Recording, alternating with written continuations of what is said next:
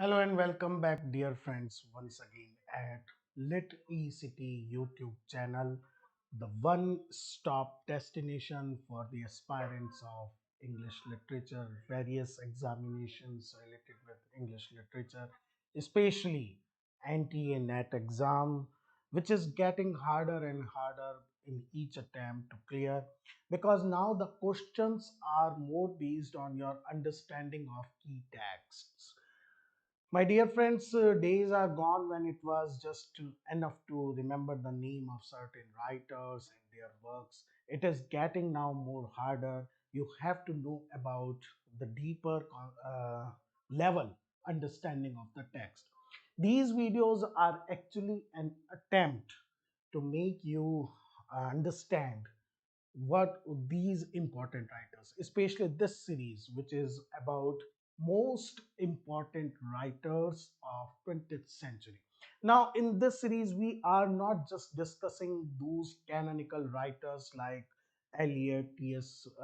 Eliot, Virginia Woolf, James Joyce, D.H. Lawrence, Orwell. No, we are talking about those writers who have contributed, though not as within as much great content as these canonical writers, but yes, still they are very important one. In today's episode, we are going to cover five such writers. The one is C.S. Lewis, very important writer, an earlier, we can say, proponent of science fiction. Then Basil Bunting, a very famous poet. Noel Coward, a very, very popular, in fact, one of the earliest rock star writer of 20s and 30s. And then these two women writers, P.L. Travers and Rosamond Lehmann. So let's start our session with our first writer, C.S. Lewis. C.S. Lewis, who was born in 1898 and he died in 1963. He was born in Ireland and then he settled in England, and he was not just a writer, he was a great defender of Anglican Church. He was an apologist, and we can say one of the great intellectual giants of the 20th century because his scope of knowledge was great and he contributed in all, we can say, related areas. Apart from being a prolific writer, Lewis, he has the distinction of teaching at both Oxford and Cambridge universities. His writing career began with the publication of his poetry collection Spirits in Bondage. It was published in 1919, and then he published a long narrative poem Dimer in 1926. They both were published under the pseudonym Clive Hamilton. This is important. Then his first prose work was The Pilgrim's Regress. You can easily understand that it is a play on the word of John Bunyan's The Pilgrim's Progress. It is rather The Pilgrim's Regress. The complete title is An Allegorical Apology for Christianity, Reason and Romanticism, published in 1933. This autobiographical allegorical novel is actually about the main protagonist John's pursuits, his pursuit of his desire of reaching to an enchanting island, which is actually the symbol of Christianity, ideal Christianity. This was also his one of the earliest popular work. Then we come to another successful novel by C.S. Lewis, Out of Silent Planet, published in 1938, and it later became the first book of his science fiction trilogy that includes other works like Perelandra and That Hideous Strength. That Hideous Strength is once again a very popular work. The trilogy actually features and the scientist Dr. Alvin Ransom, who is a linguistic professor, much like C.S. Lewis himself at Cambridge University. He is abducted by an old school friend Devine and the physicist Dr. Weston and is taken on a spaceship bound for the planet Malacandra. So the we can say the vogue of writing science fiction, which was initiated by H.G. Wells, was firmly established by such works by C.S. Lewis. First scholarly book related with his deep knowledge of the things, the allegory of love, a study in medieval tradition. It established his reputation as one of the leading figures in British literary studies. His other works of criticism include a preface to Paradise Lost, very critically acclaimed work of criticism, the personal heresy, a controversy with E.M.W. Tilliard. These two giants, they have this war of letters, their particular war of letters. He was also known for his books on Christianity, like The Problem of Pain and Radio Talks. He was a frequent, we can say, presenter on radio, and they were collected as Mere Christianity. It is also an important work by Lewis. The Screw Tape Letters, his most popular work, is actually a collection of 31 letters in which Screw Tape is basically an elderly, experienced devil. Screw Tape, he is a devil, instructs his junior Wormwood in the subtle art of tempting young Christian converts. In 1950, which is, we can say, a great turn in his career, he published his children's fantasy, The Lion, the Witch, and the Wardrobe. It was published in 1950. It was basically product of a long meditation on writing a children's book, later published after its huge popularity, six more books in this series, and now they are collectively known as the Chronicles of Narnia. The series is unified by the character of Aslan, Aslan, who is a noble white lion. Narnia is actually a mythical country world with evil sorceresses, talking senators, giants, epic battles, and obviously the lion, Aslan. And the story follows four adventurous siblings, Peter, Susan, Edmund, and Lucy Pevensey, who step through a wardrobe door into this land of Narnia, a land frozen in eternal winter and enslaved by the power of the White Witch. Other novels of this very popular series, on which Peter Jackson made some great movies, are Prince Caspian, The Voice of the Dawn Trader, The Silver Chair, The Horse and His Boy, The Magician's Nephew, and The Last Bet. Okay, friends, Surprised by Joy, another very popular work, is an account of Louis' spiritual and intellectual life through his early 1930s, his formative years. Then, originally published under the pseudonym N.W. Clark, a grief observed. You can look at the contrasting nature, and the grief observed is another autobiographical work in which Louis progression through the stages of grief as he struggles to come to terms with his wife's death.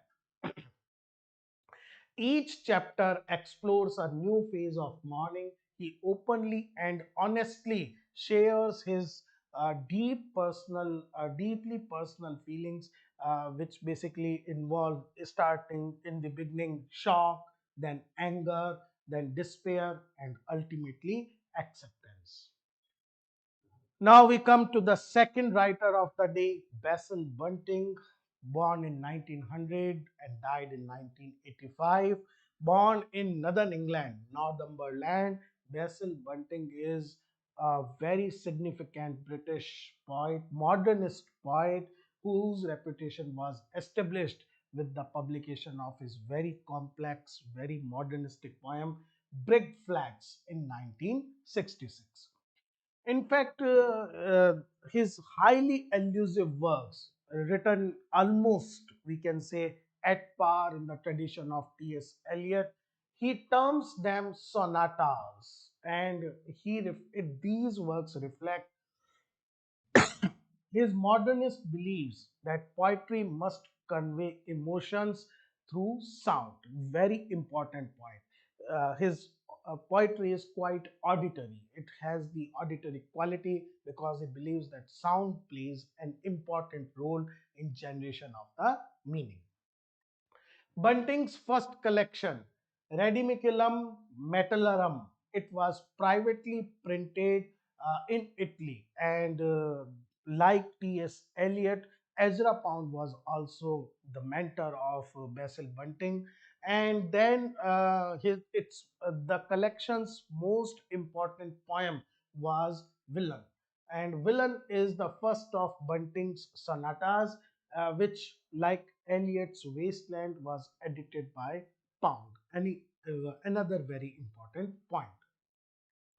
Then, due to his economic constraints, condition, Bunting, along with his family, moved to Canary Islands in the west side, and there his experience at this particular place, they were transformed into the Well of Lycopolis, which proved to be one of his last sonatas. In 1940, Bunting enlisted in the Royal Air Force and he was stationed in Persia, Middle East. And then he also traveled even after the war. He spent a long time traveling in the Middle East, Muslim countries like Iran and other countries. The Spoils, were published in 1965, is Bunting's tribute to the Persian culture and also reflects his belief that Western civilization would be greatly benefited if there is a rapport, there is we can say a rapport between Eastern and Western cultures. Uh, Brick Flats, his most popular work, published in 1966.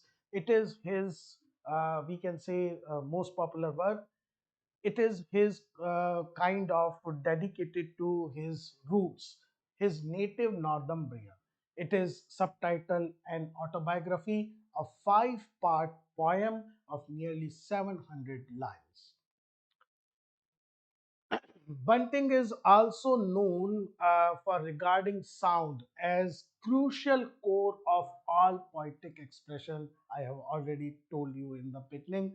He proclaimed poetry, like music, is to be heard. It deals in sound. Poetry lies dead on the page until some voice brings it to life.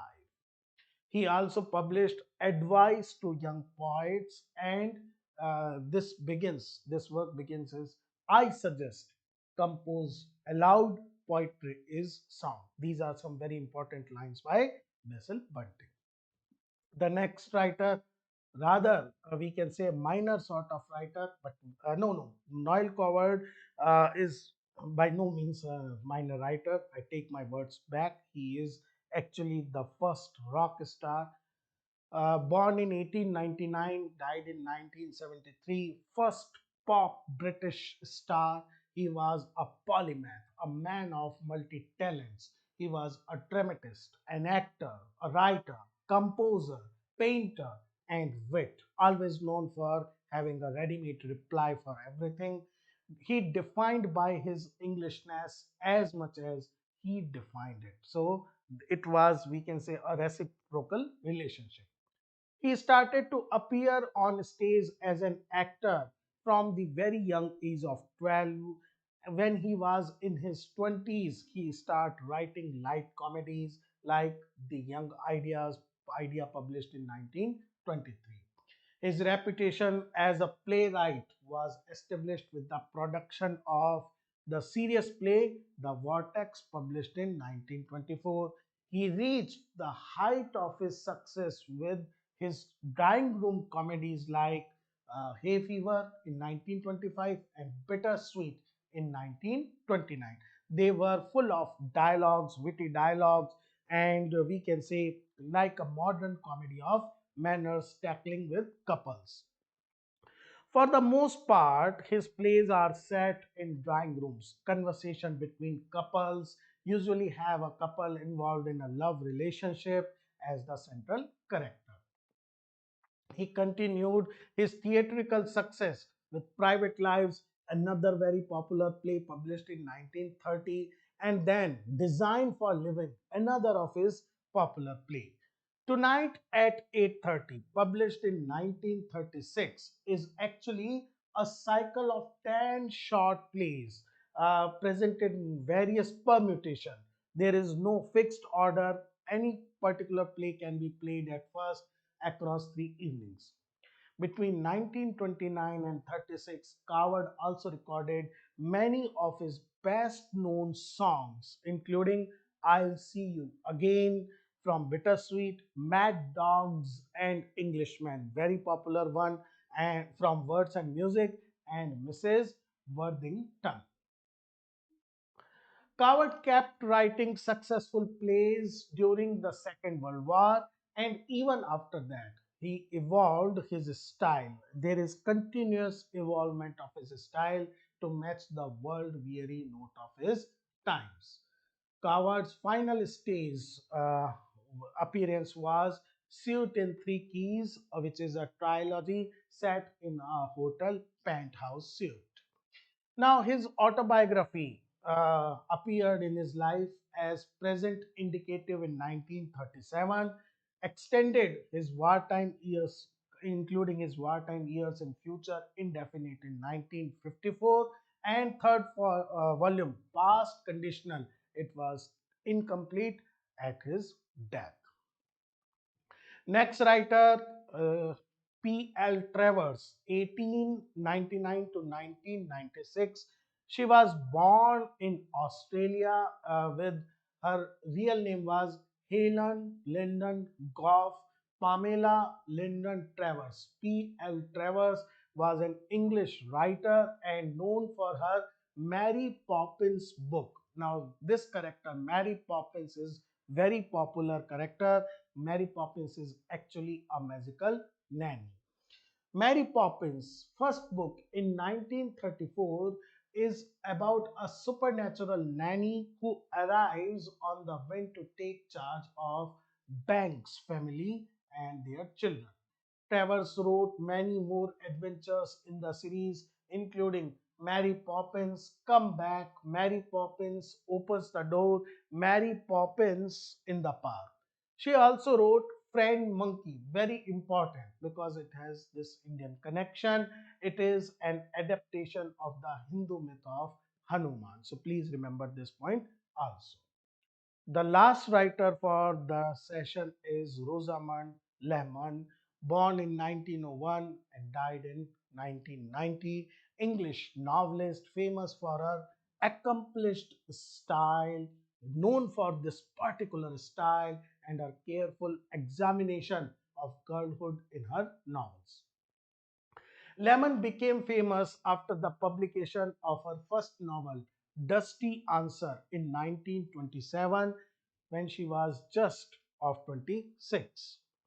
Then, Dusty Answer is actually about Judith Earle, the only child of a socially elegant family and who experiences kind of disillusionment as she grows up, as she has lost all the people for whom she has really cared deeply. So it's like a coming of age story, but from a disappointing point of view.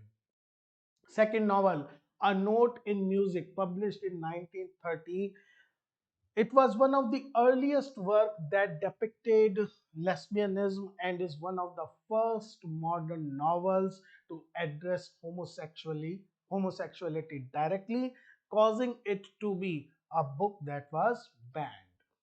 Invitation to the Waltz is about once again a young girl, 17-year-old Olivia Curtis, who faces the trauma of her first dance, which proves to be like a rite of passage, another coming of the age story. Weather in the Streets is actually the sequel to Invitation of the Waltz because there are many characters who reappear. Olivia marries, has an adulterous love affair, and divorces and is forced into having an abortion. The Ballad and the Source. Once again, a dominating woman is seen through the eyes of 10-year-old Rebecca Landon. Once again, a child with growing mature because of experience. The Coing Grove, her most popular and critically acclaimed work, presents the difficulties of two sisters, Madeline and Dana, when Dana has an affair with Madeline's husband, Ricky Masters. Rosamond's autobiography, The Swan in the Evening, also created waves because of its controversial handling of issues like sexuality and marriage. Okay, friends, that's all in our session, and basically, uh, I hope you got this information and it will prove very beneficial to you. Like earlier videos from which many questions have been asked have been basically directly or indirectly from the videos. Keep watching, keep suggesting. Thank you, friends.